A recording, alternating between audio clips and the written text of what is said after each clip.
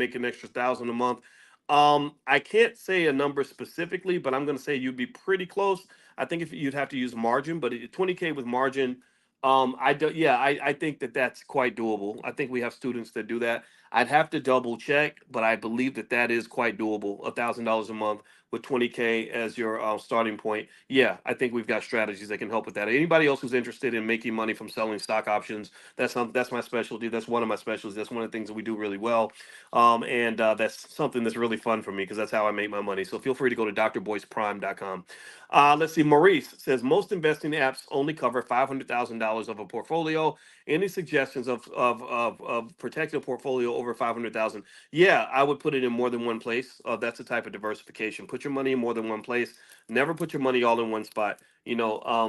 I still even basic stuff like I remember Pablo Escobar when he was in his last days and he ran out of money and he had a bunch of this money like buried in one spot and the money like got eaten up by the soil or something, and so then he didn't have any money, and so he should have protected the money, but he should have buried it in different places too, because if one thing goes wrong, then you lose. So you always want to think about that from a risk management standpoint.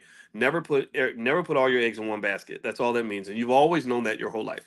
Otis McDonald says, "Hey Doc, what form of a trust should I get so my beneficiaries won't mess up the assets?" I would speak to a trust attorney, trust expert, but there are trusts, revocable and irrevocable trusts.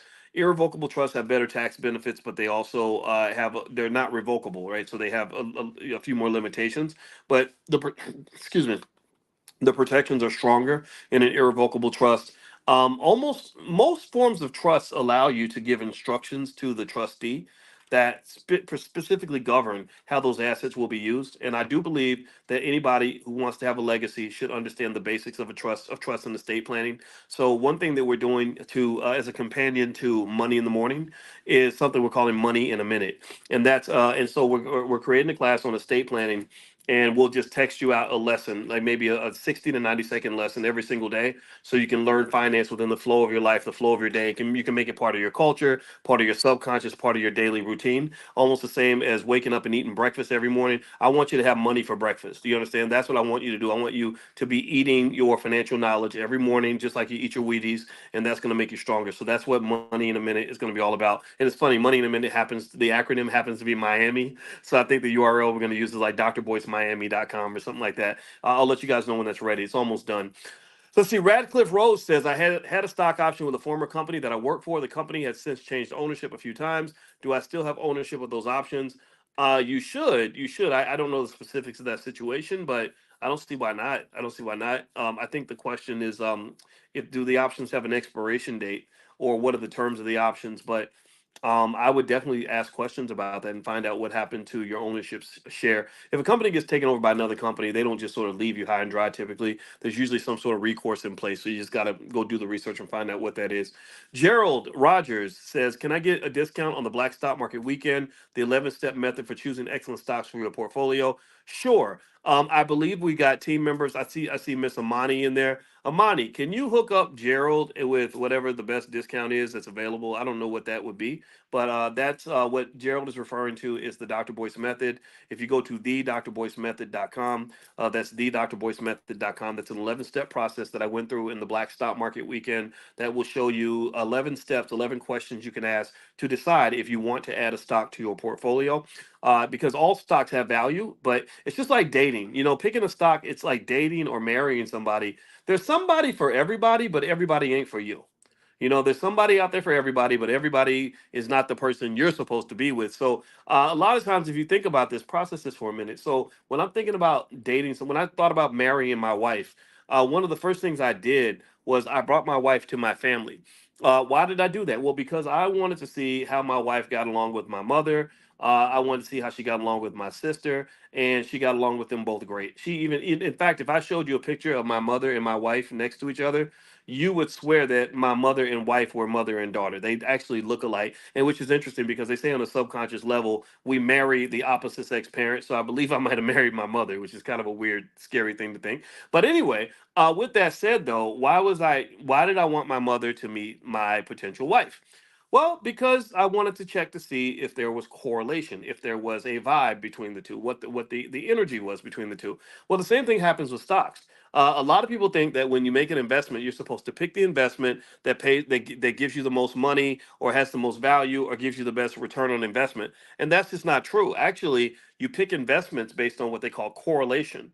And what that is, correlation is where you simply look at that asset, you compare it to other assets that you already own, assets that are already in your portfolio, and you look to see if there is a correlation, if there's a vibe between this asset and the others, right? So if I own a hot dog stand and I go invest in a factory that makes buns, well, then there's a correlation, there's a connection there. They complement each other, right? Or let's say that I am, but it depends on what I'm looking for, right? So if I'm looking for something that's going to accelerate my ability to make money from hot dogs, then a company that makes buns is a great asset. Now, what if I'm looking for something different? What if I say, no, I really don't want something that's going to be correlated or positively connected with what I'm already doing? I don't need a complement. What instead I need an opposite. I need something with what they call a negative correlation. So that might mean, let's say I have a company where we make ice cream, and so we sell tons of ice cream in the summer, but we don't sell very much in the winter time. Well, maybe I go invest in a company that makes snow boots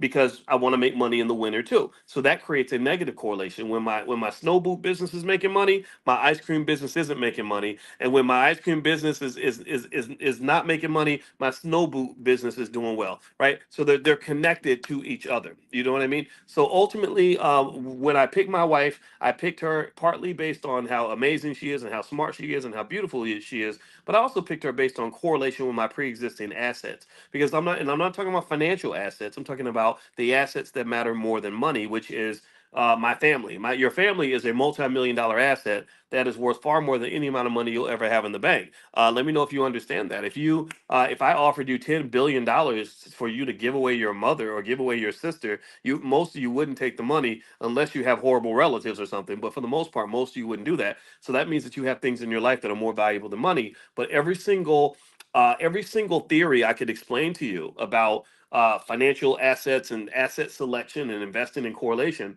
I can explain that with other assets that are not financial. I could explain money without even using money, because wealth is not typically money. Most of the wealth you have in your life is not going to show up in the form of a dollar bill. It's not. Just like every opportunity that you get in your life isn't going to show up in the form of a paycheck. Most of your best opportunities are going to show up in the form of an investment or in the form of something that requires some sort of delayed gratification. And this is why we do our financial consciousness training every morning, which I hope you guys will join us. I think it's really effective. Is that most people never get to the money because they can't even see the money, because they can't see past next week. They don't have the ability to see 5, 10 years down the line. They're not even thinking about that. But the people who gentrified your grandma's neighborhood, the people that moved in and put in the Starbucks and the dog park and the Whole Foods and took over the whole hood, they saw the money 30 years ago. They saw gentrification in the 1970s and the 1980s. They didn't start planning for gentrification in the year 2016.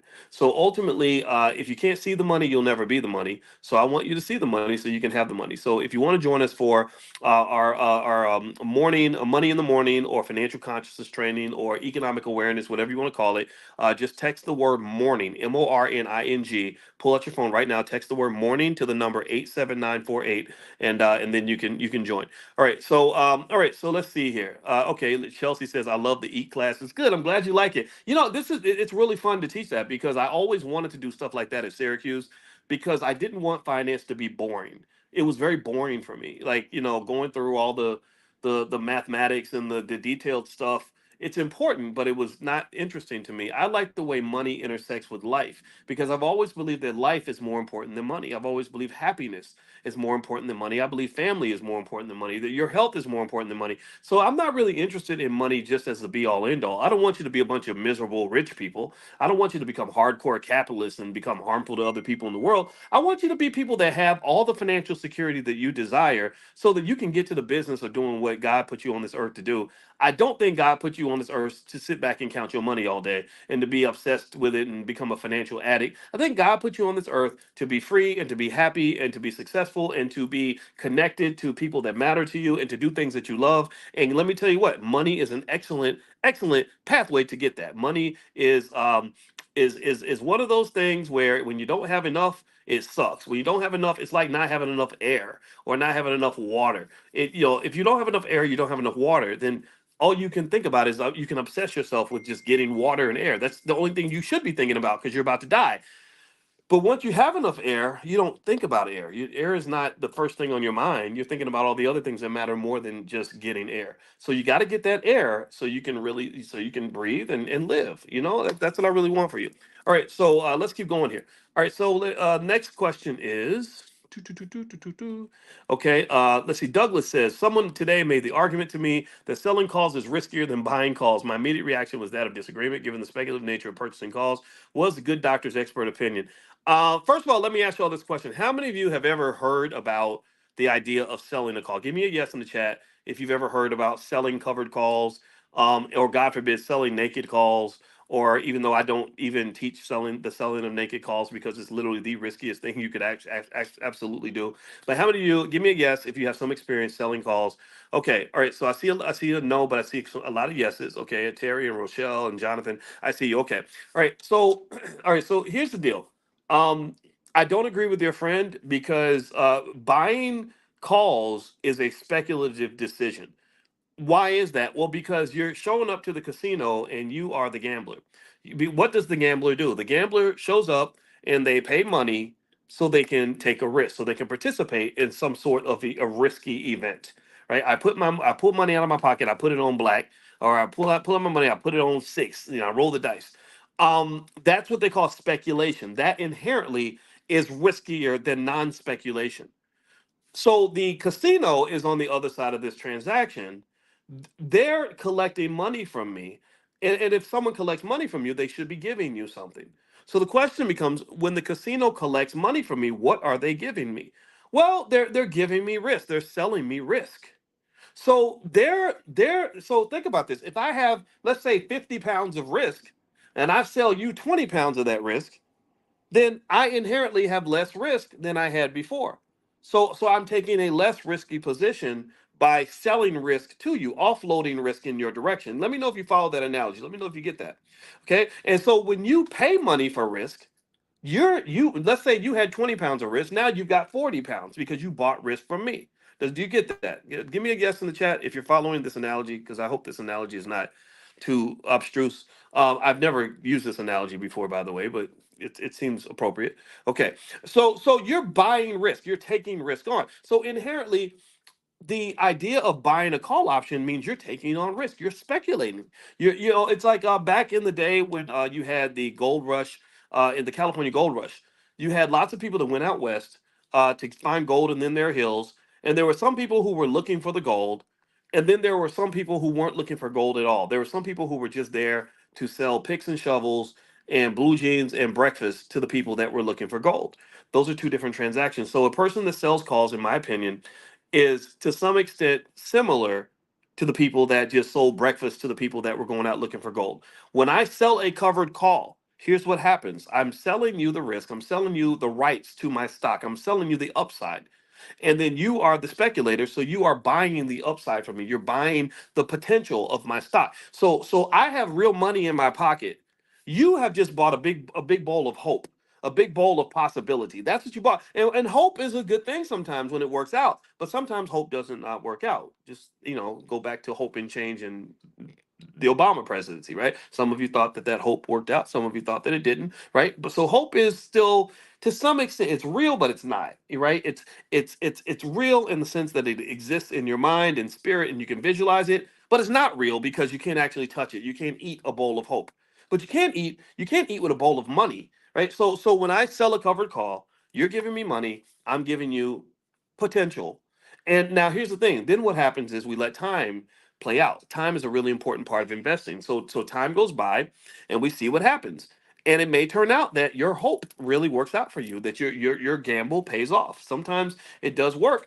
I already got my money. I already got my money. And then guess what? If I sell my cover call in the right way, if you win, I'm still going to win too. I'm going to get even more money. Right? I just won't get all the money because I sold some of the upside to you. So really, cover calls inherently are a relatively conservative way to invest. It's a great way to generate income. I love it because you can sell something that doesn't even exist yet, and it's a great way. I have students that literally can pay all their bills and have quit their jobs because they're able to make money selling covered calls. So no, I do think that selling covered calls is less risky than buying calls. And so that's the short answer to your question. In fact, let me give you an example. Mark Cuban made one of the greatest trades in the history of Wall Street when he sold his company to Yahoo, and he got like 3 or 4, was it 3 or 4, no, maybe it was like $2 or $3 billion worth of Yahoo stock.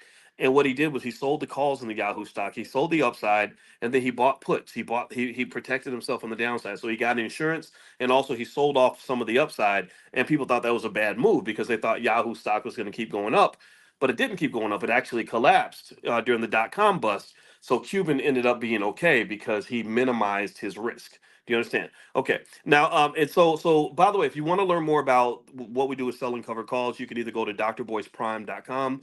It's a great class. You're gonna love it. There's a money back guarantee, by the way, if you're not happy for any reason. And then but I know you will be because everybody loves that class.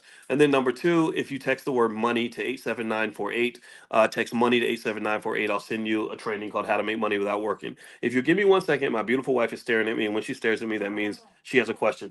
You okay, babe? Are we good? Okay. Can I have some water? She's okay. She don't need me now. I thought she needed me. When she needs me, I got to come a running. All right. So all right, so Elaine says I'm considering rolling my 401k or E-Trade or Robinhood for the purposes of options trading. Any opinion on whether one would be better than the other? E-Trade or Robinhood? Well, in class we teach from Robinhood, Elaine. And one thing I'll say for sure is make sure that whatever you do, I would do it very, very carefully. I would test out small amounts to make sure you understand that you get comfortable. And then also know that all investing does involve risk. No matter what kind of investing you do, there's always some risk. And then also, I'm not a fan of the idea of using all of your money to sell calls on.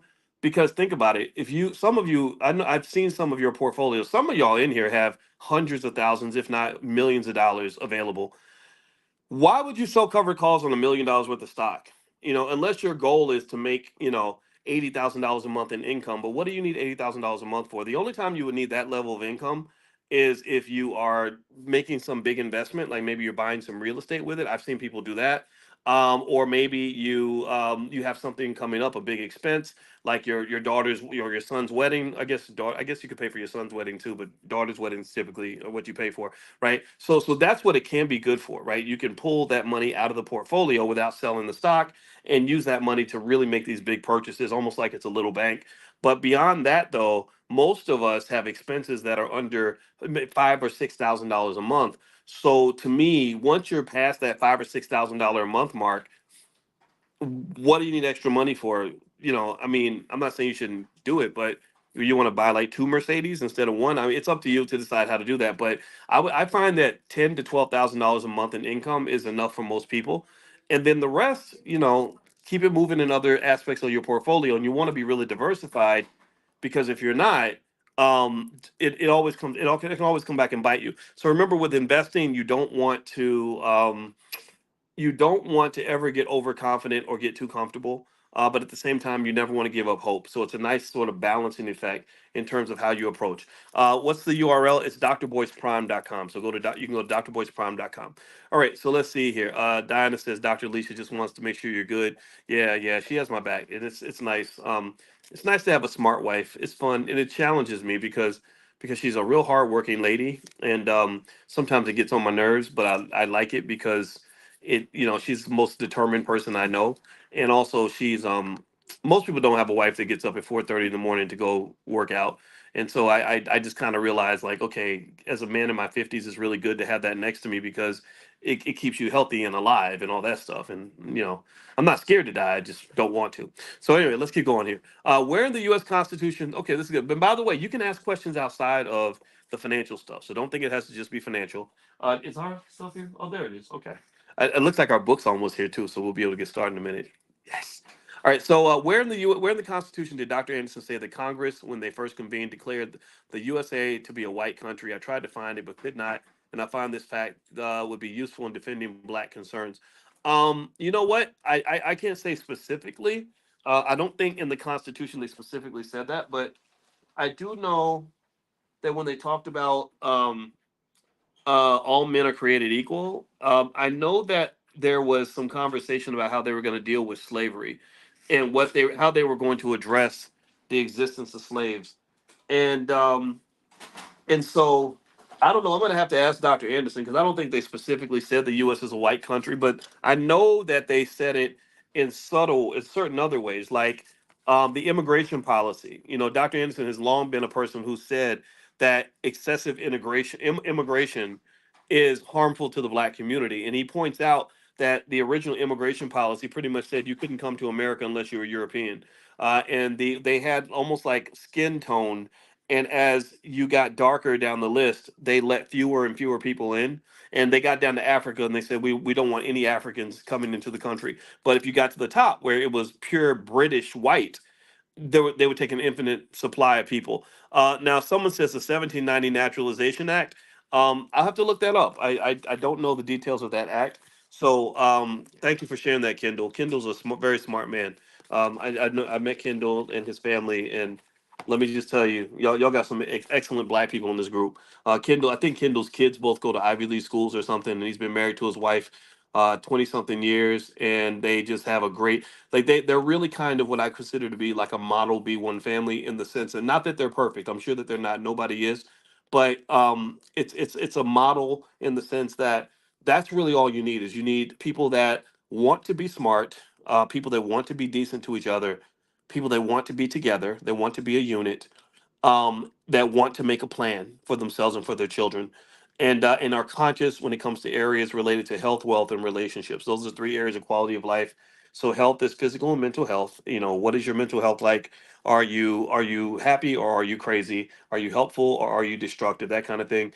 Physical health. You know, are you thinking about what you're eating or are you just running over to Burger King every chance you get? Kendall says 36-year long journey. Good. I mean, yeah, 36 years. I thought it was 20 something years. I mean, you know, and so this to me is what I love, you know, and it's what I grew up seeing, and it's what I think is sturdy. That's solid. You know, I know when I talk to Kendall and his wife, I feel like I'm talking to very solid people. And y'all know what it is when you're talking to flimsy people. You can't build anything on the backs of flimsy people. Flimsy people just don't come through for nothing.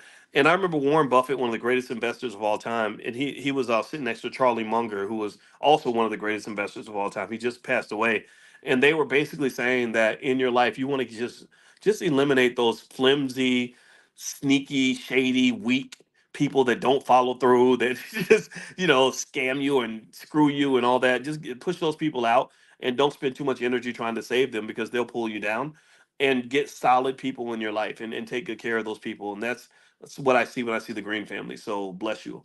All right, so let's see here. Let's answer a couple more questions, and then I'm going to start reading the book. I opened the book and it looks like I'm on page 135, and the book is The Black History Reader by Dr. Claude Anderson. You can get copies at powernomics.com. So INSM, the pharmaceutical company, has went up in value. At what point would you sell if you purchase a few shares of it? Okay, so INSM, let me tell you about that company. That was a real exciting stock this week. That stock went up, I want to say about 100% in one night, right? And then it probably went up another 20%, I think, since then. So here's what my thought process is. So I was lucky enough to be invested in the stock. My wife gave me extra kisses when I told her how much money we made. And what had happened though was I didn't get all the money because I had sold some of those options. I'd sold some of the upside, but because I thought the stock had potential, I held some upside for myself. I didn't sell it all, but I try not to be extreme in either direction. So when the stock took off, I made money on those shares that I hadn't sold options on. But the shares I sold options on, they're just sitting there waiting for the expiration date, at which point someone's going to come and buy my shares for me at a really hefty profit. For me, they make a bigger profit because the stock went up 100%. There was no way to know it wasn't going to do that. So then there comes the dilemma that every investor has. And the dilemma is, do I hold on and keep riding the ride, or do I just get out while the getting is good?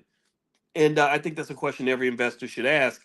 And there's no clear answer to that question. I was just listening to some analysts and some scholars debating NVIDIA. NVIDIA stock has gone up like crazy. There are some people who believe it's going to keep going up. There's some people who believe that it's going to come down because it's gone up so high. This debate has gone on since the beginning of time. So, a good way to approach things, in my view, so here's what I did. First off, I sold some of my shares instantly. I said, you know what? I'm not a greedy person. I don't need to once I've already made a ton of money, I don't need to have a ton and a half. I don't care about that. I will take what I have and not look back. I move on to something else. I will make the best decision I can based on the information I have. So I did sell some of my shares, but I did not sell them all. I kept some of the shares. But another thing that I did was I used a type of order called a trailing stop loss order. A trailing stop loss order is where you can pretty much give an instruction to your app that says that if my stock hits, if it goes up, if as it keeps going up, it wherever peak it hits, if it drops more than 10% off of that peak, you sell that sucker. I'm out, right? So I put a trailing stop loss of about 10%. So on some fraction of my shares, the shares are going up. I think the stock is still going up. If it ever drops by 10% though in a day or something, then I'm going to end up selling. Now, the other thing you can do is you can buy put options to protect yourself against the downside. That's another possibility as well. So there's a lot of things you can do. Now, one training that we did that it doesn't cost that much. And Amani, I know you're in the chat. If you can find it, is we did something called stormproof investing. So we did a whole night where I went through 7 different strategies you can apply to protect your portfolio, to secure it in case you're worried that the prices are going to drop. So feel free to go to stormproofinvesting.com. That's stormproofinvesting.com. And also, I see Terry's asking, where can I find the financial literacy flashcards for children? That's at drboycebooks.com. If you go to drboycebooks.com and you just scroll down, we have the Black Wealth Mastery section. That's where you can find my books, Dr. Claude Anderson books, a lot of books that I wrote, Black American Money, stuff like that, financial lovemaking. And then you can go down to, we have a Love and Money section. That's where me and my wife are there. And my wife has books, workbooks on financial anxiety, stuff like that. She's a therapist. She trains therapists on how to be therapists. She's been in the game for a while. And so she's really good in that area. And then below that is our children's section. We believe that the whole family should be educated on wealth. And so the flashcards are a great tool. So there are flashcard bundles. Even my book, The 10 Commandments of Black Economic Power, has a flashcard bundle you can use if you want to explain the concepts from the book to your children. So feel free to go take a look at that at drboycebooks.com. All right. So what I'm going to do is I'm going to start reading the book. And I know some of you still have questions. And actually, at some point, I should take a poll or something to ask you which one do you like better. If you like these Q&As better than what we normally do. But I promised us, or all of us, that we were going to get through this book. So I hope you'll allow me to read this. And maybe what I can do is come back to the questions a little bit later. So let's jump in. Okay, Terry says both. All right. So what Terry says is what Terry's going to get. All right. So so let's hop in. And Dr. Anderson, it looks like on page 135 of his book, The Black History Reader, he is speaking about. Okay, first he was talking about marijuana, and he talks about hemp. And actually, I want to read this section because I think that this is interesting. And one of the things that he feels strongly about, which is, I think, pretty obvious, that black people have paid a huge price for possession of weed. And we've been the ones to go to prison and all that. And then when it all becomes legal, all the dispensaries are owned by people who don't look like us. So they get the profit and we get the prison, right? And that's kind of how it ends up working because we know who's making the laws and how they're kind of changing the game. And that's kind of life. Now, one thing that he mentions here, I'll read kind of the tail end of that section. He says that large slavery plantations, I'm going to say weed instead of the other word because because this is also streaming on YouTube and I don't want that to be an issue. So it says large slavery plantations grew weed for consumer items and for use on the plantations. As examples, George Washington, Thomas Jefferson, and Ben Franklin, who each owned hundreds of slaves, were large hemp plant growers and reputed smokers. So they smoked and they grew. Even President Abraham Lincoln allegedly used weed recreationally as well as for a painkiller. The hemp plant was legal tender, even used to pay taxes in a colonial society until the mid 1800s. Fibers from the hemp plant were used to make ropes, canvas, twine, string, paper, and clothes for black slaves. Various pharmaceutical companies used the liquid to produce medicines. According to the U.S. Census, in 1850, there were 8,327 weed plantations. By 1883, weed smoking parlors were legally open in major urban cities. New York City alone had over 500 smoking parlors. By the late 1800s, weed and hemp were so popular, cities and towns were named after them. There was Hempstead, Long Island, Hempstead County, Arkansas, Hempstead, Texas, Hemp Hill, North Carolina, Hempfield, Pennsylvania, and many other towns and streets bearing the name. Although blacks were never major producers or commercial users of the hemp plant when it was legal, they were stigmatized by the possession of and use of the plant after it became illegal. Instead of blaming white owners of large farms that produced the plant, blacks were blamed for the increased use of weed between the 1910 and 1930s. Public officials in New Orleans charged that weed smoking was making blacks think that they were as good as white people. Some members of the white overclass believed weed was to blame for the assertiveness of black activists and the loud laughter of blacks when whites gave them orders. So apparently back then your ancestors started laughing at ridiculous white people who thought they could tell us what to do. So on page 135 of the Black History Reader, which you can find at powernomics.com, Dr. Claude Anderson says by the time Presidents Bill Clinton and Barack Obama confessed to their weed smoking, it had gained acceptability and it was nearly politically correct.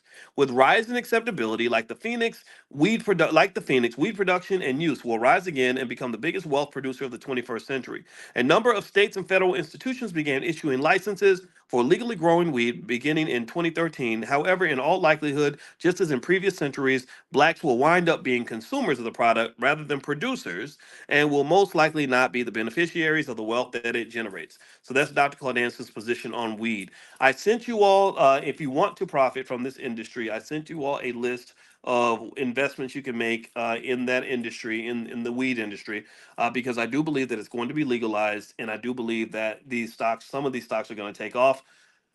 The reason I don't recommend necessarily looking at just individual stocks is because you don't know which companies are going to be the industry leaders later on down the line. What you do know is that at some point there's a great probability that this stuff is going to become legal and a lot of money is going to get made. So I think I gave you guys like an ETF or two in that mix. I don't have that list in front of me, but if you did not get that list text to you, you can email support@theblackbusinessschool.com. That's support at theblackbusinessschool.com. And Amani, if anybody asks for it, just let me know and I'll text you that list. And also make sure you're on the list. You can text the word morning, MORNING, to 87948, and I'll send you invitations to our morning classes as well. All right, so question 44. He asked this. This is an interesting question, a little controversial. What will be President Obama's greatest and most memorable legacy? Okay, let's see what he has to say about President Obama. So Dr. Anderson says in a speech to the Congressional Black Caucus on September 18th, 2016, President Barack Obama told the assembled black audience, I will consider it a personal insult and an insult to my legacy if the black community does not support Hillary Clinton's candidacy so that she can continue my legacy. I'll consider it a personal insult. Wow. That's almost like when Biden said, if you don't vote for me, you ain't black. Anyway, I'm not telling you who to vote for. I think that's kind of funny that people can feel like they can tell you what to do. I don't. I'm not a fan of that. All right. So Donald Trump, however, was elected as president of the United States of America. In the shocking reversal of voting patterns, black voters gave Donald Trump three times the number of votes they gave the Republican Party in the past 65 years of presidential elections. Black voters who switched their political loyalties from Hillary Clinton and the Democratic Party to Donald Trump sent up a distress signal. These black voters did not want continuation of President Barack Obama's legacy, nor the traditional way Hillary Clinton and the Democratic Party have viewed and treated black Americans. Blacks wanted a change in their socioeconomic conditions, conditions that Obama did not address during his two terms. Isn't that interesting?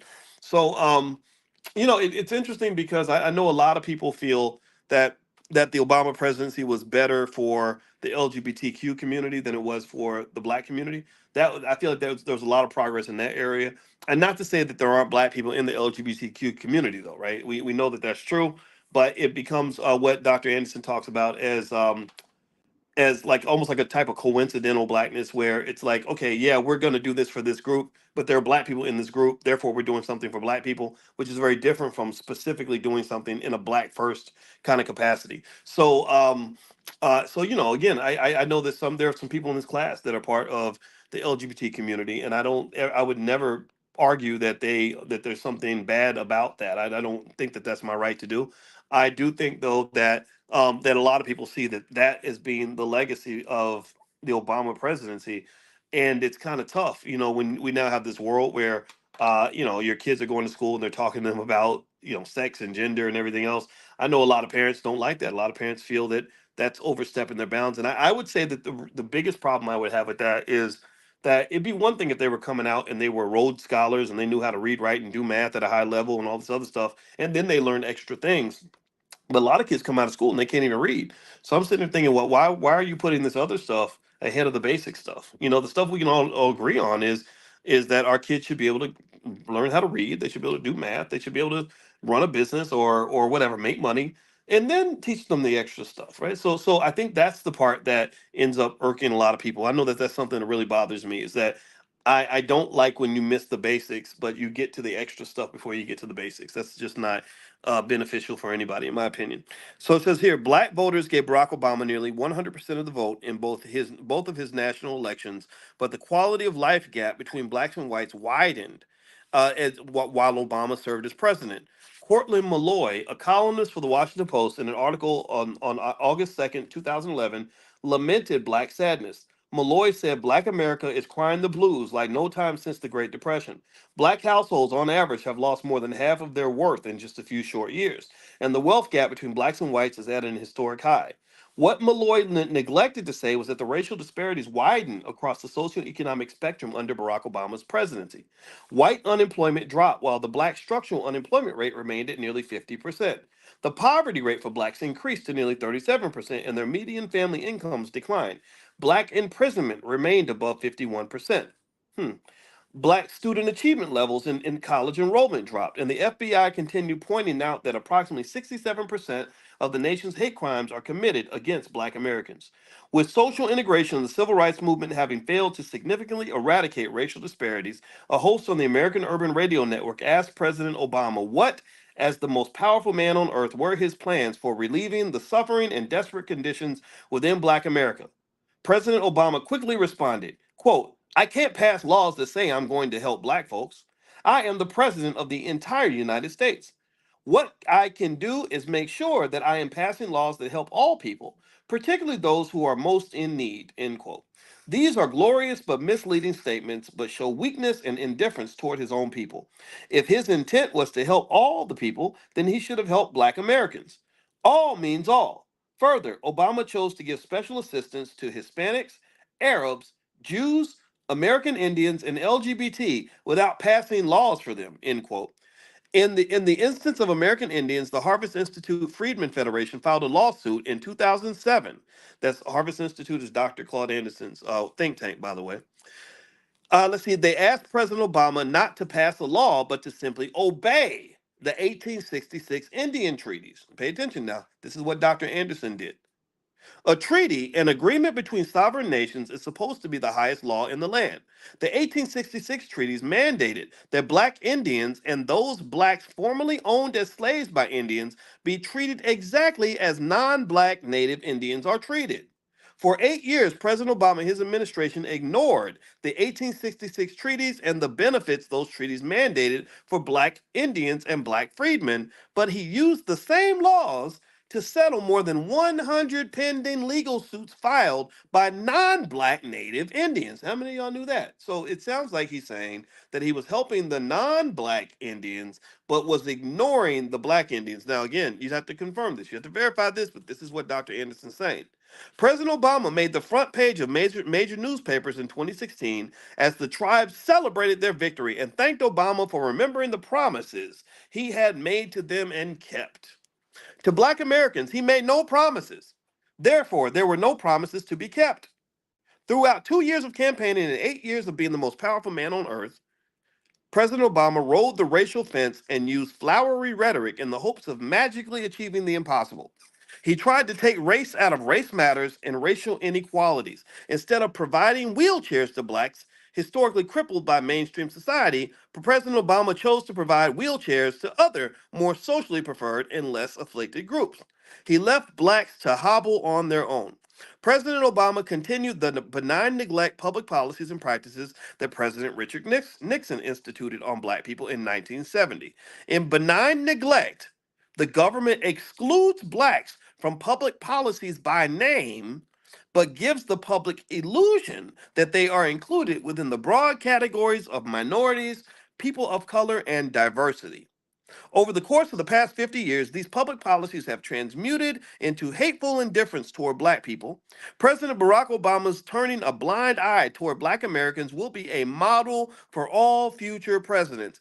In the closing months of his presidency, an increasing number of blacks as well as whites were asking why President Obama has so judiciously avoided identifying with and aiding blacks. Some speculated that it was because Obama was the first African American and not a black American president. Raised outside of the continental US and not having the experience of black enslavement or Jim Crow semi-slavery in his family could be a partial answer. And that's really interesting. That's really true. One thing I think that's important to pay attention to is, and I know Tariq Nasheed and the FBA group would seem to have some feelings about this, is that typically when you see a black person who becomes a black face in a high place, it's not always an African American. In fact, many times it's not. A lot of us don't look further than just the color of the skin.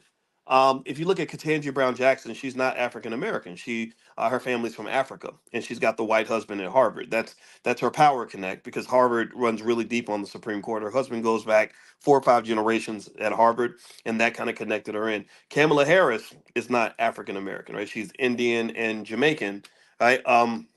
And you can really keep going on down the list. When I saw Claudine Gay, who became the first black president at Harvard University, she's not African American. I don't know her exact nationality. She's not African American. She's married to a white man.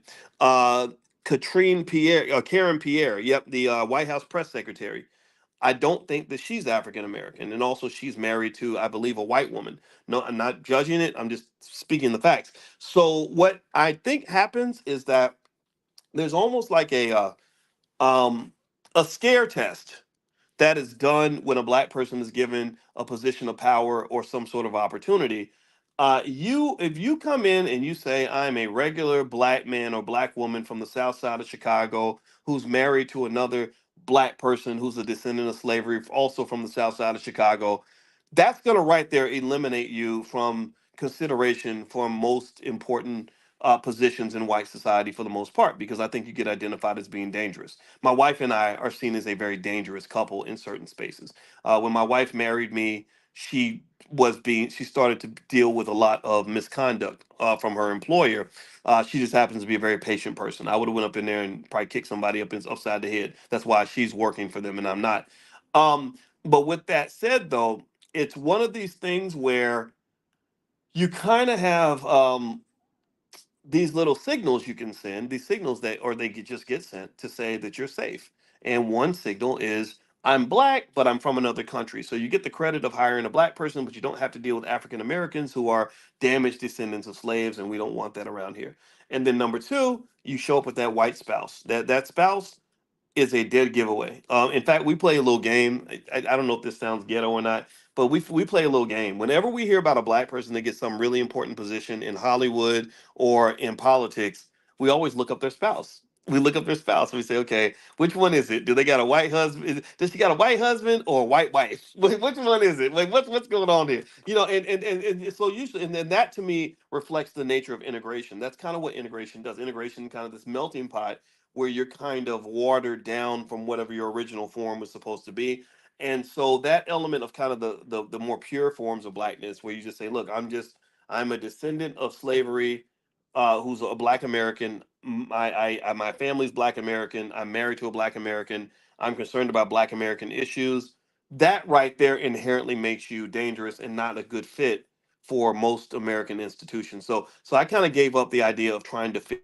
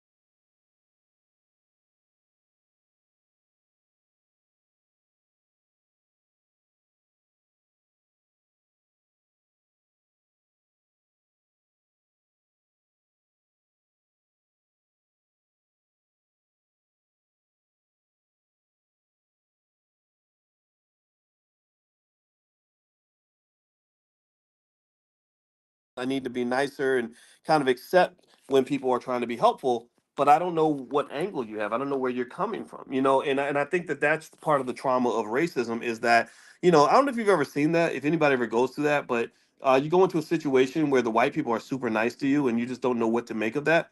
And you're kind of like suspicious, like, okay, when are you gonna start acting white in them? You're gonna start acting white in a minute, ain't you?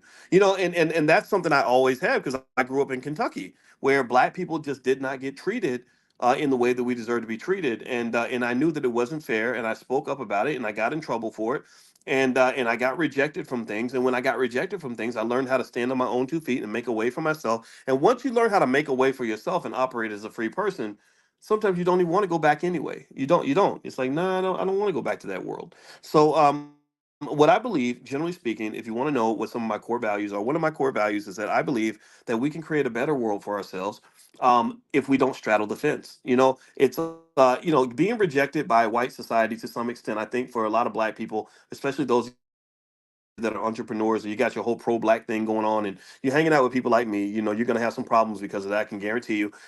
There's the downside. It's a little bit tougher for you, but the thing is that if you make that commitment, to say, yeah, I know that I don't fit in that world, but I'm gonna build a better world. I'm gonna build a world that's built for me, that I'm going to fit into, that's built for people like me, where I'll be rewarded for who I am as opposed to being punished for who I am. I can be myself out loud without having to feel like I have to hide that. I don't want to code switch every day and talk white while I'm at the job and then suddenly turn black when I'm at the barbecue. No, I want to be Boyce all the time and not not get, not feel like that's like I'm a criminal for doing that, because I don't think there's anything wrong with me. So I think that that self-love, what it kind of does is and that commitment to whatever it is, whatever lifestyle you choose, is absolutely critical, because in order for you to build something, pay attention now, for you to build something, you have to be committed. You have to be committed. You If you don't commit, then you're not gonna build. You're gonna waffle back and forth. It's like trying to start a new relationship. You got dumped by the girl that you liked. You thought, you thought she was the love of your life, but she didn't like you. So she threw you out of the house and whatever, and told you off. And then you meet a nice woman who really likes you for who you are. She likes the way you look and the way you smell, and she doesn't make fun of you because she likes your height, she likes your weight, she likes everything about you. And you're building a relationship with this new woman. Well, you can't run back home every time that ex-girlfriend calls back. You have to make a decision and say, no, I'm going to stay in the situation with the person that really loves me, not the person who who's may or may not decide that they want me back. You have to commit to the new thing, and that's when you start really truly building. Because if you're going back and forth, you know what happens when you go back and forth. So in a way, I see my relationship with what I'm trying to do in the black space is like a marriage. Like, I'm married to this. Like, this is who I am. This is where I'm at.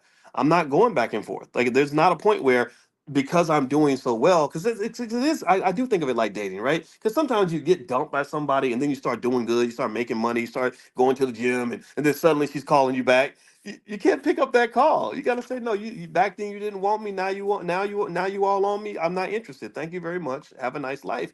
And that's kind of what I think as black people will allow us to really put in the energy to build. Do you understand?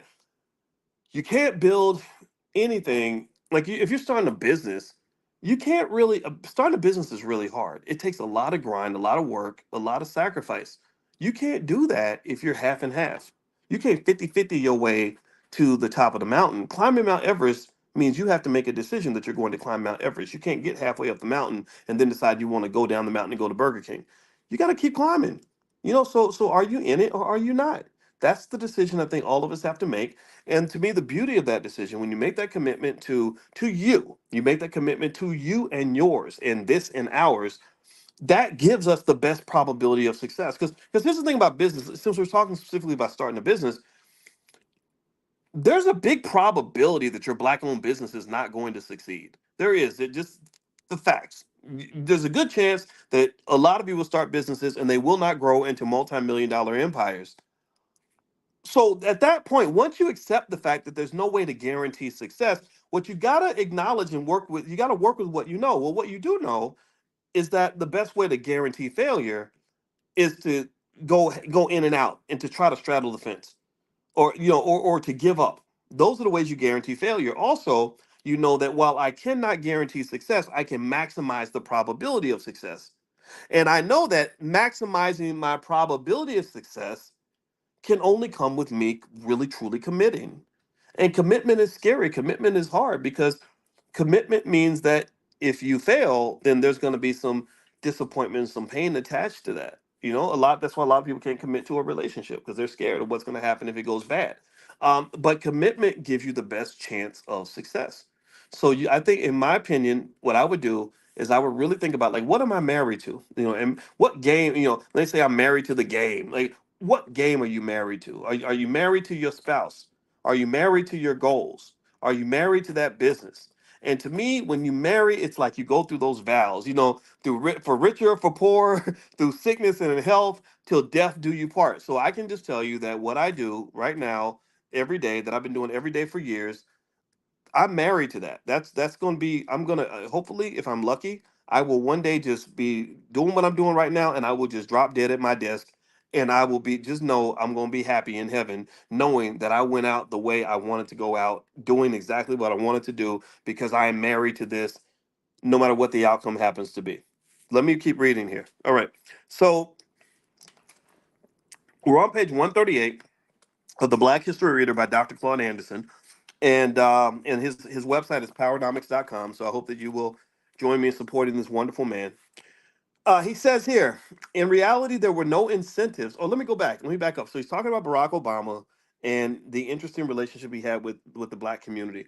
And he says some speculated that Obama didn't do anything for black people because he was the first African American, not black American president. They also said he was raised outside the continental U.S., so he didn't have the experience of Jim Crow slavery. Others speculate that since he attended Harvard Law School and taught constitutional law, he knew the risks of associating blackness, yet chose to ignore the principle of electoral politics, quid pro quo, something for something. You vote for me, I owe you. Many black voters are feeling betrayed, remembering that Obama placed his hand on the Holy Bible and promised to, quote, represent, protect, and serve all the people, yet he ignored identification with loyal black voters. He chose instead to identify with and direct resources not to blacks, but to lower risk groups, such as ethnic immigrants, religious groups, LGBTQ, and gender minorities. In reality, there were no incentives for Barack Obama to identify with and represent black Americans, since he did not campaign in black neighborhoods and promised them nothing for their votes and loyalties. President Barack Obama was a colorblind president who was a master of using soaring rhetoric and supporting symbolic activities that were emotionally gratifying to black Americans. Therefore, black Americans must bear some of the blame for the behavioral indifference that President Obama exhibited toward his own people. So he's not saying that it's all Obama's fault. He's saying it's partly our fault for not demanding things from our president. For too long, Black Americans have been satisfied with receiving nothing or just emotional satisfaction when a Black person is elevated into a high level position because of their support. Blacks must exercise greater critical thinking and evaluate Black public officials based upon what the officials do or do not do in measurable terms for Black supporters. President Obama will have two landmark legacies. First, as a president, Barack Obama showed that black candidates are qualified to hold the highest office in the nation and can be relied upon to do exactly what any white person holding the office would do in regards to racial matters. Second, Barack Obama will go into the history books as a model for all future white presidents who, in race matters, can say to black Americans, quote, if a black man who was in the White House for 8 years did absolutely nothing to help his own people, then why should a white president feel obligated to do anything? If a black man is colorblind to blackness, why shouldn't whites also be colorblind to blackness? End quote. Such a legacy will be difficult to explain to future generations of black voters who grew up hearing about the power of the vote and the importance of getting blacks elected to high levels of government. So what's interesting about voting? I'm gonna ask y'all a question, okay? Every time there's an election, you know, there's always the big debate about voting and who we should vote for and, you know, whether we should vote and all that, right? Okay. So I'm gonna ask y'all this question. So let's say that give me a yes or no if we can agree on this. Do you agree that black people have problems that need to be solved, significant problems that we need to fix? Give me a yes or no. If you agree that we're not where we want to be and we got a lot of work to do. You know, we're not where the Jewish community is or the Asian community. We've got a lot of issues and we've got to address them and we're going to address them. So give me a yes if you agree that these are that we got to do what we can do to make our life better. Um, it's critical. Okay, so we're kind of in mission critical. Okay, so that's good. All right. So give me a yes if you agree that that the black community needs that maybe one thing that would help us is more wealth. Give me a yes if you agree that black people really are struggling when it comes to economics and we got to improve on that. Okay, so I ask stupid questions, I ask goofball dumb simple questions because I want to get us to our conclusion very very gingerly, very, you know, gently. Okay, all right. So do we agree that the black families, that we got trouble with our families, that it's not so good, that we, you know, we have so many broken families, and that we need that mother and that father and the two parent thing kind of going on again like we had in the 40s and the 50s? Okay, all right. So and then also last but not least, do we agree that when it comes to education, that black people, we've got to improve that? Something's going on with our kids, and we can't have our kids continuously be educated at the same level they're being educated at. We have to improve that. Okay, so we all agree on this. So these are things we agree on, right? And we can keep going. We can talk about health. We can talk about a lot of things, the neighborhood, all that. So let me ask you this. Let's lay out an imaginary scenario. Okay, so every time there's an election, the big and small, there's always a conversation about voting. Everybody needs to vote. Souls to the polls, booties to the polls, whatever campaign they're doing to get us all out to vote. What if 100% of all black people voted in every election? What if every single person voted? And let's assume that we all voted, you know, we tend to vote for the Democrats. So let's say every single one of us in the presidential election shows up and votes for Joe Biden. And then even in the local elections, the Senate races, House and all that, 100% of black people voted. Yes or no? Do you believe that if 100% of us voted for the same political party, that those problems I mentioned in the areas of education, wealth, and family would be improved primarily because we all voted? Yes or no? Do you believe that 100% of like literally if everybody, like every single person, like I'm there, let's say I'm there and I'm taking a picture next to the voting box and I'm like, I voted today, right? Like let's say everybody just gets on the same page. What do you believe that that voting would actually change any of these issues? Okay, so I'm not saying that people should not vote. I think we can at least agree that voting certainly is not enough of a factor to change any of that. That voting just kind of just doesn't really work for that.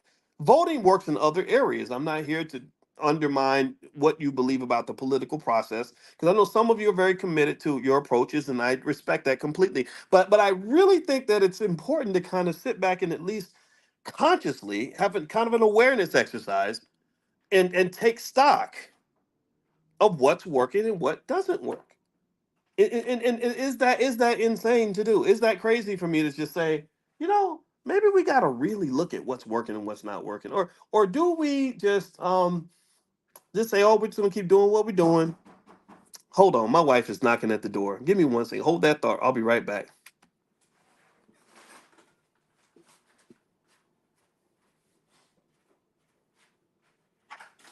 Did you lock the door? No. Oh, it was locked. It wasn't locked. I didn't lock the door. It was locked. Babe, I'm still talking to my students, so no, I did not lock the door. All right. Okay. All right. I'm back. I'm back. She thinks I locked her out. Why would I lock my own wife out of the room? Why would I do that? Anyway, okay.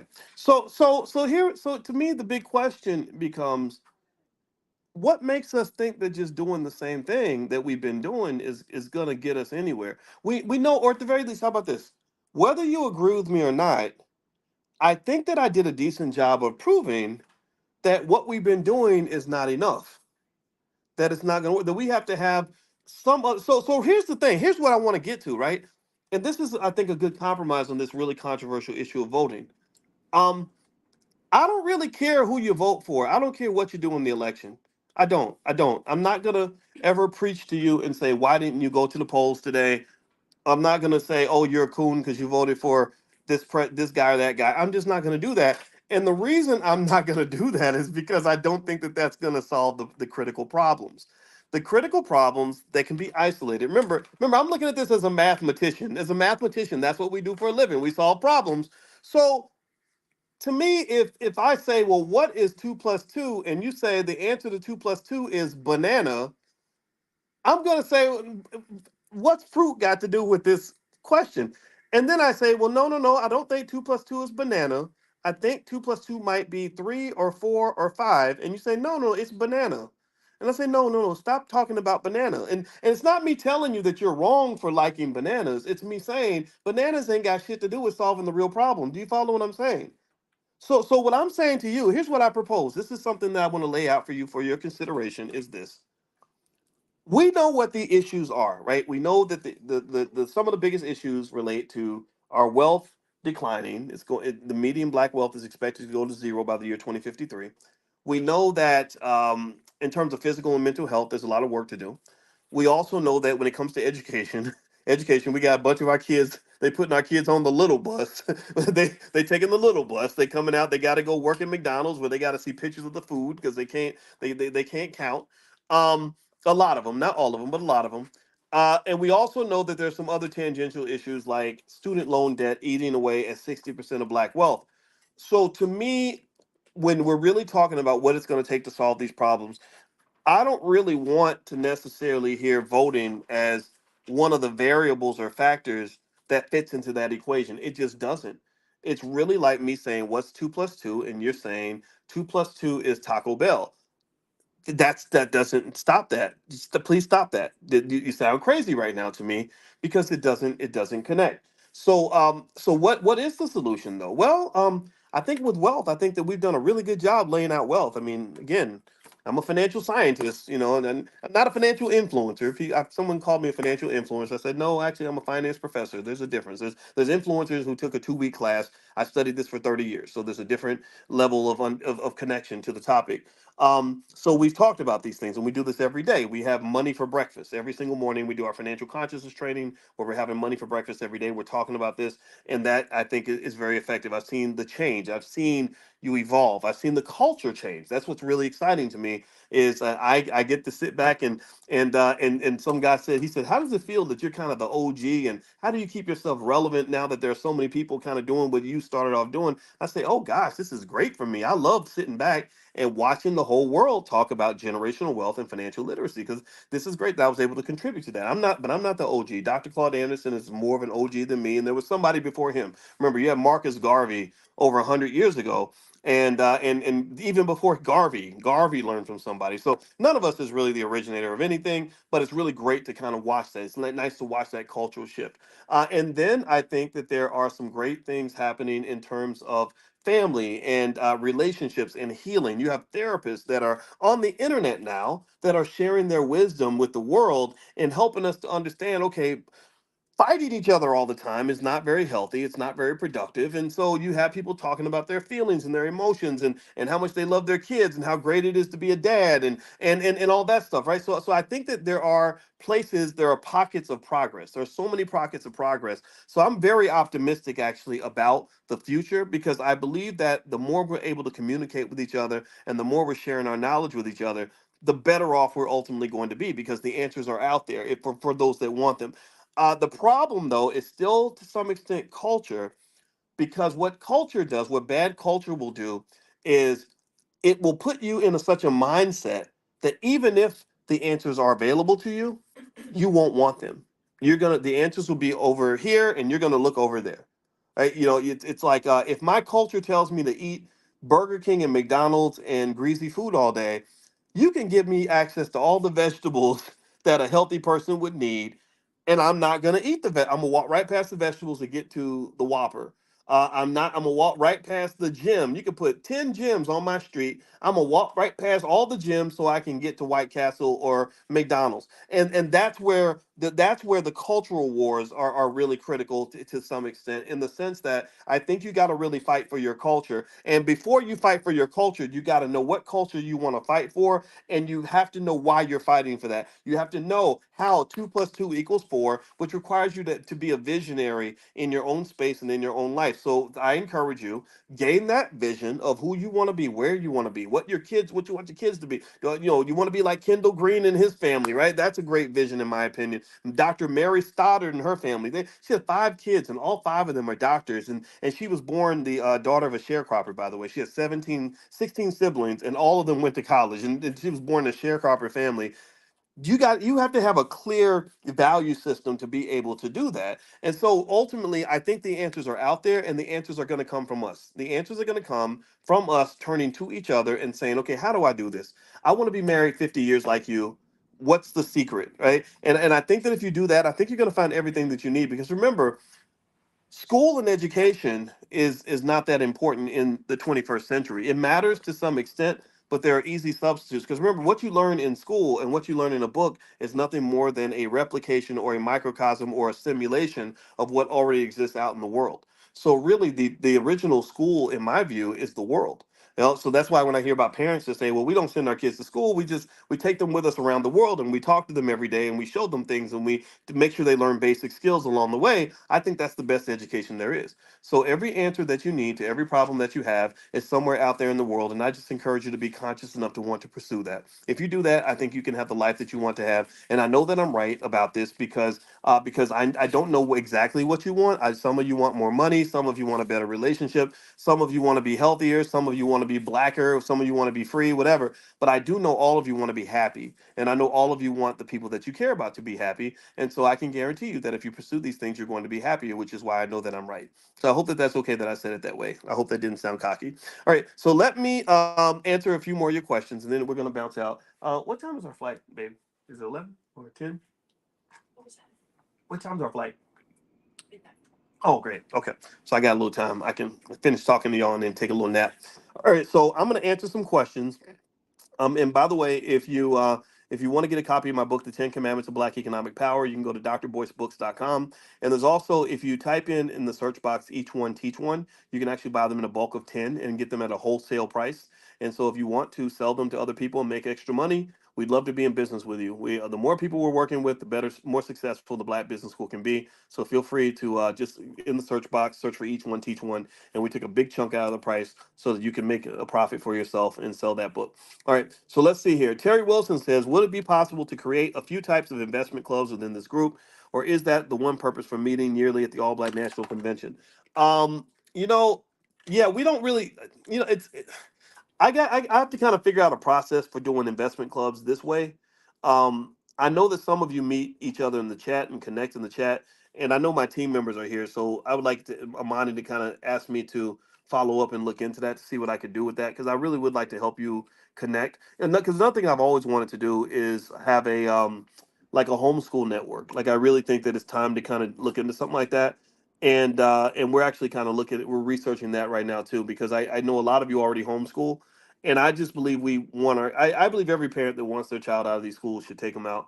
I just think if you feel uncomfortable with the system you shouldn't be tied to the system and so that's something that we've also thought about too. So let me kind of work on that. And so Amani, when we talk again, could you please bring that up in our meeting? Kashif says, where do you see the Black Business School in 10 to 20 years from now? I don't know. I don't know if I'll be here in 10 to 20 years. Hopefully I will be. If I am, I'll still be, kind of doing what I'm doing. Hopefully we'll be able to raise more money. If not, then I've left millions of dollars in my estate plan to the Black Business School. We're gonna have a board, and we're gonna make sure the board just knows what the mission is. The core values of the Black Business School are really simple. We're the Black core of three, which is that we believe Black people can and should educate our own children, create our own jobs, and support Black-owned businesses. If we do those three things, then Black wealth goes up by a few trillion dollars, and we're in a much better position than we were before. Educate our own children, create our own jobs, support Black-owned businesses. Let's see. Do I have a family trust set up? Yes, I do. Sheila says, I have a Roth and I saw somewhere that I have to cash it out before you turn 73, or our family will be penalized under the tax code. Sheila, I don't know about that specific rule, but I do know that there are time limits on Roths. And so I would talk to your tax professional about that and find out what those rules are. I don't know what the exact age is, but there is a time where you do have to pull the money out. What class should I pick if I have $1,000 to start investing? Well, we do have the Black Stock Market Program. I think that there might be a discount on that right now. I don't know, Amani, if you have a link, if you could put the link to the Black Stock Market Program in the chat, or if you want to take a look, I know the first month is $1. So you can go to the blackstockmarketprogram.com. That's pretty much everything you need to know about stock market investing. It's been around for about 6 years, and I save every single lecture I've ever done. So I literally kind of overload you with a ton of information. You don't have to go through it all, though. I don't want you to feel like you have to do it all because you really can't. It's so much. But I'd rather give you too much than too little. So I've been doing stock market lectures for about 8 years or something, and so all that stuff is saved every single you. So you'll see stuff in there from 2015 to 2016, back when I was still chubby. All right, so let's see, Larry Graham. Now I'm a little bit muscular and stuff because my wife got me going to the gym. She want her man looking good. All right, so Larry says you often speak about buying stock so much that you forgot about the stock you bought. What about the people that are not able to buy hundreds of shares of stock, but able to buy two or three at a time? Wouldn't say buying so many stock without investing a lot in the stock you have will be like spreading yourself thin. That's a good point, Larry. Excellent point. And so what I would say to you is that even if you're buying two or three shares at a time, let's say you're spending $50 at a time, $100 at a time, or something like that. And I encourage you to really challenge yourself in the sense of saying, something. Give yourself a benchmark. Like, don't just, because sometimes when people are scared of stock, they'll kind of pussyfoot their way in a little bit, like kind of like I'm gonna buy $5 worth or $20 worth, but when you see their car note is $600 or $700, or when they go on vacation, they spend, they're dropping a couple thousand, or when they go to the mall, they're dropping a few $100s for this, or they're spending $1,000 on their iPhone. So I would say pick a benchmark. So maybe your benchmark could be fast food if you like to go out and eat. So maybe you could have a rule that says whenever I go out to eat, if I spend $50 going out to eat, I'm gonna buy $50 worth of stock. If I spend $20 at Starbucks, I'm gonna buy $20 worth of stock. What stock do you buy? You could just buy Starbucks when you're in Starbucks. And then if you go to McDonald's, I'm not judging. Some of you eat at McDonald's, that's okay. If you go to McDonald's, then you can buy you some shares of McDonald's. I just want you to mix it up. And so, theoretically speaking, based on what we were learning in graduate school, the number of stocks you would typically own in the S&P 500 to be fully diversified is about 22.5 shares. Literally, so let's say 22 or 23 shares. But you could just buy mutual funds. So literally every week you could just buy an S&P 500 index fund like SPY or VOO, Victor Oscar Oscar, and then you'll be adequately diversified, almost like taking a multivitamin every day, right? So because you get a little bit of everything. So if you're not sure what to do, you can go to blackwealthmasterplan.com. That's blackwealthmasterplan.com. There's a free ebook there called How to Buy Your First Share of Stock. So you can feel free to take a look at that, or the $5 a day investment plan. All right, Nicole Jefferson says, "Good evening, Dr. Boyce. How much do I need to invest in stock options to make $3,000 or $4,000 a month?" I don't know the exact amount. I would speculate maybe.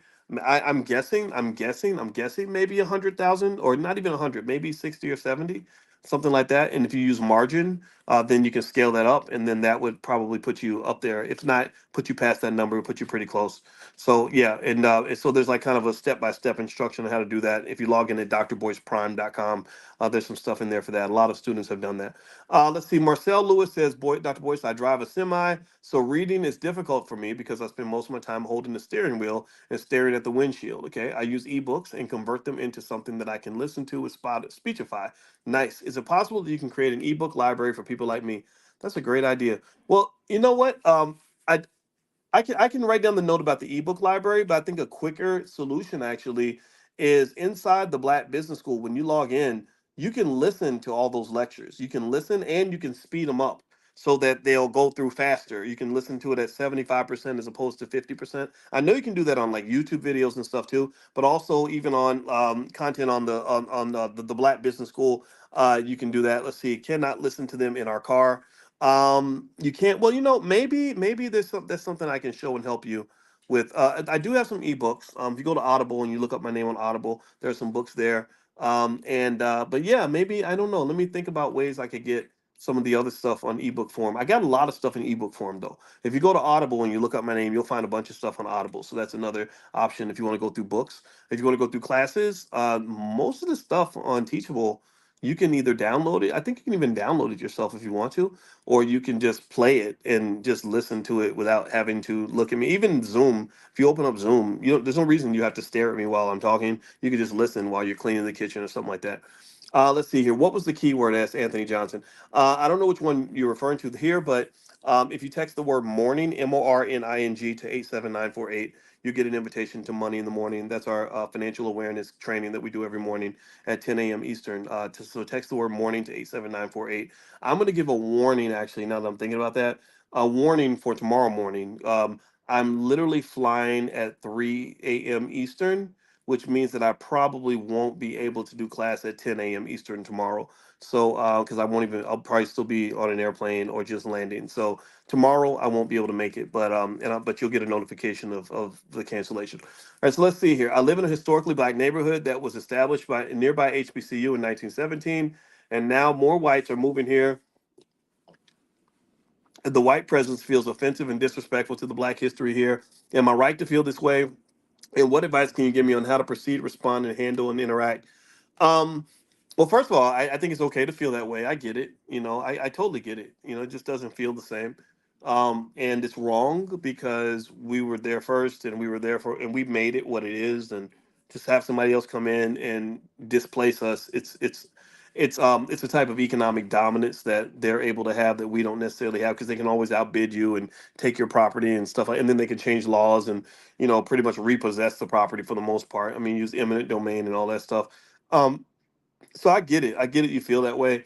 What I will tell you the truth though is that I don't necessarily. I don't walk around hating white people. Like I don't. I don't feel. I feel a little awkward with them sometimes because I don't understand them completely. But I don't hate them. I try to deal with everybody as an individual. And so if I meet a white man, I'm not gonna look at him and make him carry the baggage of 400 years of slavery and oppression in the middle of our conversation. No, if we're talking about the Dallas Cowboys, we're going to talk about the Dallas Cowboys, and that's it. So maybe that exposure to different kinds of people can be beneficial for all of us. And then also maybe moving is just an option, right? Just get away from it all. It depends on how you want to do it. I kind of did both. I work with mostly black people. I can go 2 or 3 weeks in my life without talking to a single white person. And I don't mind that because it's comfortable, familiar space. I understand who I'm talking to, but what it does though is that sometimes if I get too used to only talking to black people, it does make me a little awkward when I'm around people who are not black. But generally, when I deal with people just as individuals and as human beings, I find that human beings have a lot in common. And truth be told, in my opinion, what their ancestors did to our ancestors is really a curse for all of us. Because I think that if you are white and you went through the school system and they never taught you the true history, they never taught you how you got that nice house and how you got that trust fund and how you got all that property, then somebody comes along and says, well, that really belongs to us. We're here to repossess what's really owed to us. Then you're going to feel a little upset because you've been taught a false sense of entitlement. And so to some extent, I feel somewhat bad for what they're dealing with. Doesn't make me not want to demand what I deserve, but it's kind of like, no, you got hoodwinked too. You got bamboozled like all of us did. So that's how I view it. I don't know if that helps or not. Let's see here. What's the name of the book? I'm sorry, Miles. I don't know which book you're referring to. So if you just put it back in there, or put your question back in there, I can answer that. How did you meet Dr. Anderson? Asked Nelly. I met Dr. Anderson, I think, in 2006 or 2007 at the Family Heritage Festival in Louisville, Kentucky, which is my hometown. And I love Dr. Anderson. He was awesome from the first time I met him. And what I liked about him is that he was really nice. He was really supportive, and he gave me great words of encouragement, and he helped me feel comfortable about who I was. At the time, I was at Syracuse University, and I was kind of getting the business because I was so pro black, and I wasn't trying to be like Mr. Hyper pro black. I was just being logical, and I was just pointing out things that I did not think were fair. But I was getting punished for that, and I remember saying something to him like I said, "Yeah, when you say certain things about being black, they always think you're too radical and this, that, and the other." And he said nothing wrong being radical. He said you're supposed to be radical. He said, if you're a black scholar, you're supposed to be radical. And I was like, huh, I never thought of it like that. And then I read his book, Black Labor, White Wealth, and it was over. I mean, I just fell in love with everything that he does, like just the ideas. I said, whoa, that book, Black Labor, White Wealth, is one of the most important books written in history. Powernomics is powerful and it's catchy, right? It's great, catchy, powerful book. But Black Labor, White Wealth is the one where you're like, oh, that's why they do this. That's why they do that to us. And you just learn these little things like how the police department started as these slave patrols. He's like, oh, now I understand, right? So everybody, I recommend everyone read that book. If you haven't read it, his website is powernomics.com. That book is one of the greatest literary contributions in American history, and it's full of meaningful, practical information that will help you understand what you're dealing with. When I read that book, I was like, okay, now I get it. Now I understand that this didn't all start last week. They didn't start creating racism in 1968. This goes back hundreds and hundreds of years. to all this stuff that you never learned in school. So I just think every black child needs to read books like that, because that'll help you understand what you're dealing with, so that you know how to fight back. All right, so let's keep going here, and then you'll stop believing that it's all going to go away in a couple of years. It's not going away. It's never going to go away. The only thing that can change is you. That's it. The only thing that's going to change is you. They're not. I don't think they're going to change for a long time. I really don't. But you can change. You can change right now. We can all change right now. All right. So let's see here. Marsha says, "Do you think the white people are afraid they're becoming the minority in the USA? Probably, because the statistics is that black and brown people become the majority. Yeah, I think they are. I know I'd be scared. What is the LBGQ group? I don't know about LBGQ. I know about Wait, LBGTQ. Wait, maybe I said that wrong. LGBTQ. So the T. So sorry. Lesbian, bisexual, gay, trans, queer. And I'm not even going to embarrass myself by telling you that I still don't know exactly how queer is different from gay. Don't explain it to me. Just assume I'm too ignorant to know right now. All right, so let's see. Leroy, is it Obama and Bush? Are some other presidents off the same family tree? I've heard that. I don't know. I haven't, researched it too far. That would be interesting, wouldn't it? Leroy says the Gardening report in 2008 that the Obama family tree expanded to the Bush and the Pitts. Pitts. Now, who's Pitts? Pitts. Pitts. Huh? Are they all related? Oh, okay. My wife says they're all related. So Hillary Clinton somewhere down the 10th generation. Wow. Hmm. I wouldn't be surprised, because there are pockets of power in America, and there are people that have power in this country that work very hard to protect and guard their power.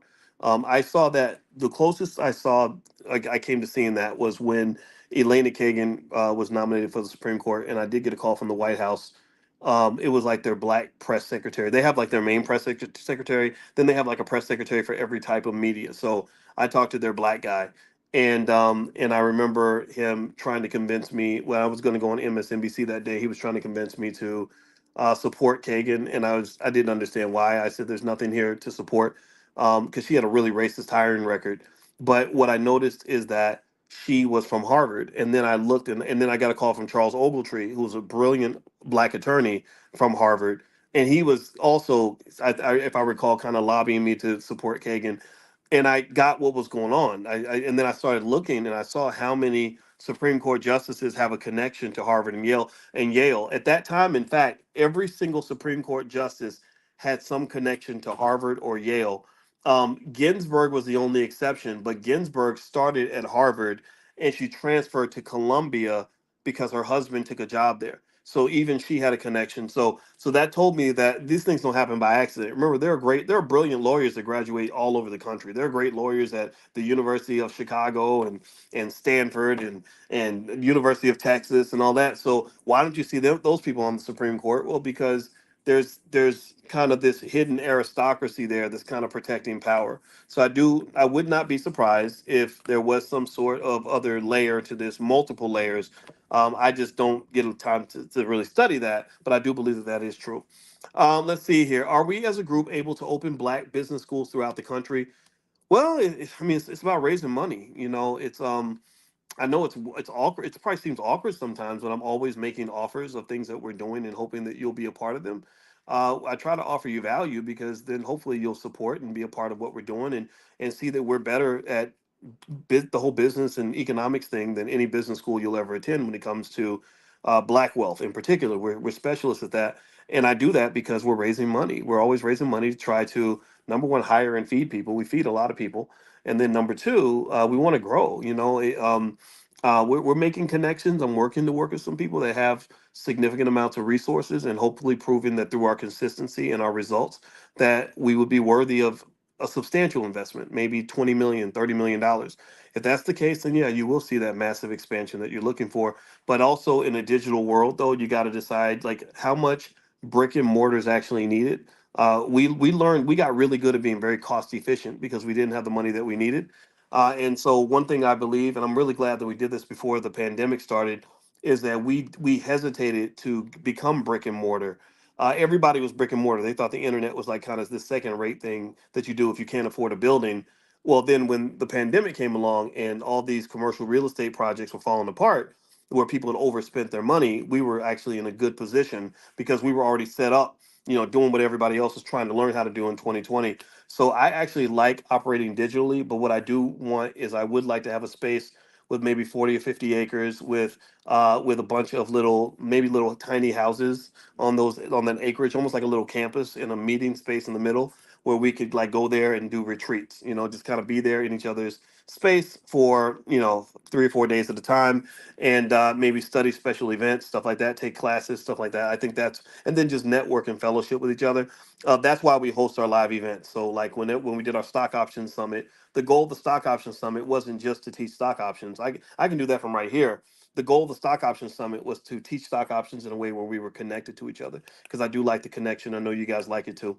So we're trying, we're working on it. And if anybody has a big connect on some resources or something that can really help us get this done, we're all ears, we're wide open. So thank you in advance if you are thinking about that. All right, so let's see here. What link do you provide for stock ticker questions? Stock ticker questions. You mean for stock questions, or well, we do have something called What Dr. Boyce is Buying, but you get free access to that if you do the Black Stock Market Program. So if you go to theblackstockmarketprogram.com, there is What Dr. Boyce is Buying, where literally I lay out all the stocks that I buy, and then also there's a section where you can ask me questions and leave questions there. And then sometimes I'll do Q&As like this one. So if you want to find out more, you can email support@theblackbusinessschool.com. They can take care of you. Let's see, a couple more questions, and then we're going to be out for today.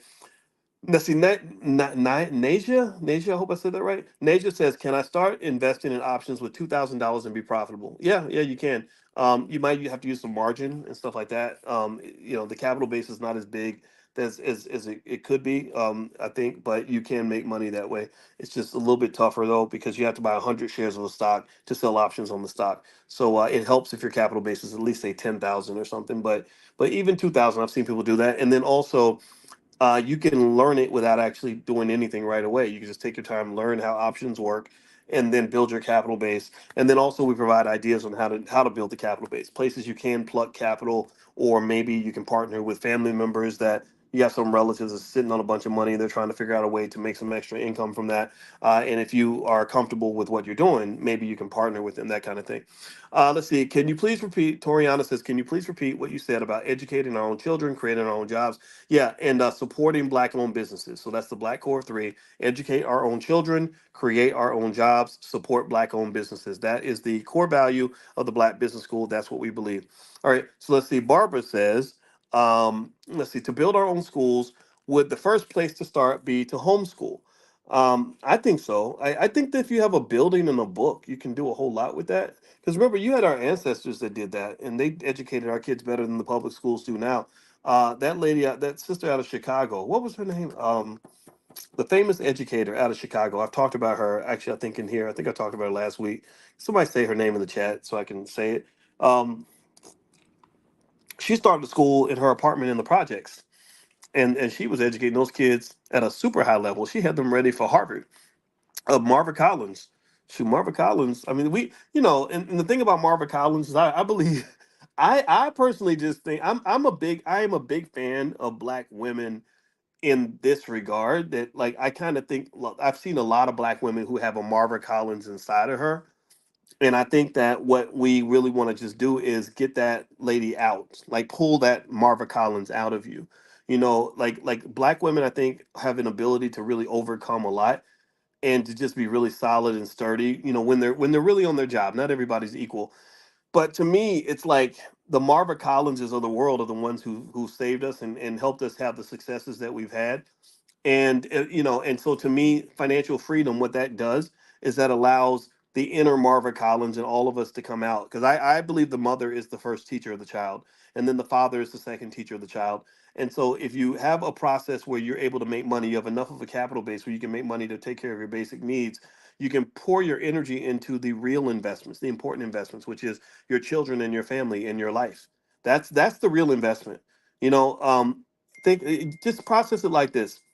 A lot of us are raised to go get these interesting things called college degrees that come with a lot of debt, and then you go out and you search high and low for a job, and then you get a job, and then in exchange for this job that gives you enough money, barely enough money to get by, they ask for all your time, and all your energy to the point where you wake up fresh and you're feeling good. You could be doing anything, but instead you're working your butt off all day doing something that has no particular meaning to you other than the fact that it's going to help you pay a bill. And then when you're done, you're exhausted. You're too tired to do anything for anybody. And then what's the consequences of doing that? Well, the consequence is that your other areas of your life, which really deserve your attention and your investment of time, I'm not talking about money, I'm talking about time and attention. The things that you should be invested in are not receiving investment at all. You're not investing in your kids. So our kids are running the streets, shooting each other up and robbing banks and just whatever, right? And they're not learning, going to school, going to school, staying stupid because they're not learning anything. And then you're really, I can't focus on being a good husband or a good spouse or spending time with my spouse because I'm serving the corporate plantation all day long. And then that on top of that, I'm destroying myself. I'm destroying my physical and mental health. At that time, I would have spent at the spa or at the gym. I can't do that because I got to go to work. So then you're gaining weight. So you're fat and stressed and unhappy, and your kids are disheveled and all over the place.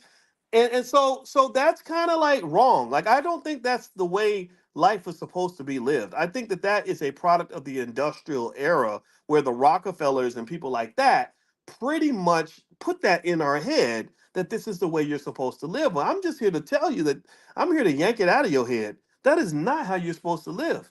There's nothing healthy or good about that. Nothing. Not my one time my mother had a job where they asked her to work at night. And she said that when she was at work at night, like the whole house just fell apart. Like she said, I would come home, the house was a mess. We were eating cereal for dinner.